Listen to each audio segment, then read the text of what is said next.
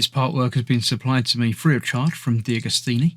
If you'd like to build along, pop along to DeAgostini.com where you can order one for your very own. They also have several other part work build-up models that you can build for everything from cars to boats and everything in between. So I'd like to thank them very much for giving me the opportunity to build this so you can all watch and see exactly how it all goes together. Hello, I'm Chris, this is Gross Models. Welcome to issue 109 of building the Ford GT40. This is the penultimate issue. There's only one more to go afterwards. In this one, we are going to be doing a little bit more work to the separate rear hood area. After, of course, looking through the magazine. What we've got there, the Ford Sierra Cosworth. Yeah, I'm familiar with that.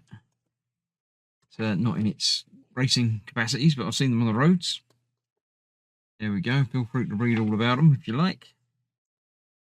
Good stuff there. I wonder what the last one there's going to do look next time. So this is the right tail lamp housing. It goes around the light that we fitted before. We've got a little chain that we're going to not attach yet, but is there to be. I assume that's when the rear end is sort of folded up. It's got that to hold it together. So yes, that's simply going in, holding in place with a couple of screws, and then almost there. One more to go. So let's get straight to it. Won't be long until we're done. So our parts today, we've got one plastic housing piece, another little plastic bit, the chain of course, which is a very fine, nice looking little chain. Two different types of screws, O1s, but D for metal and P for plastic. I shall be using a P to begin with.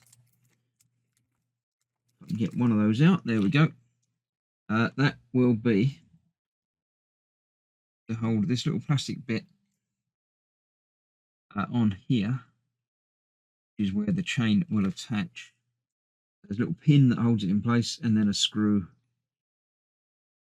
locks it in exactly the right orientation. There we go, leaving a little loop on there, obviously for the chain to attach onto when we attach it, but we're not doing that today. I will be using two of these FD01 screws. If I can get them out.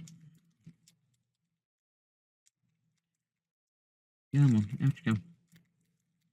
There's one and two. That aside for later. There's another one there as well. We'll get rid of that.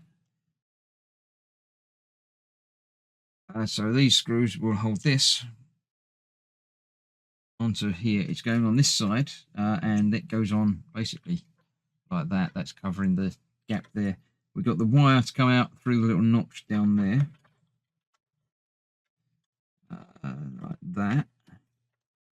And the two screws will go over here once that's located in place. Down, there we go. That's snapped in place there. That's already quite secure. The two screws will make sure it's not going anywhere. One down there. And the other one on the other side there.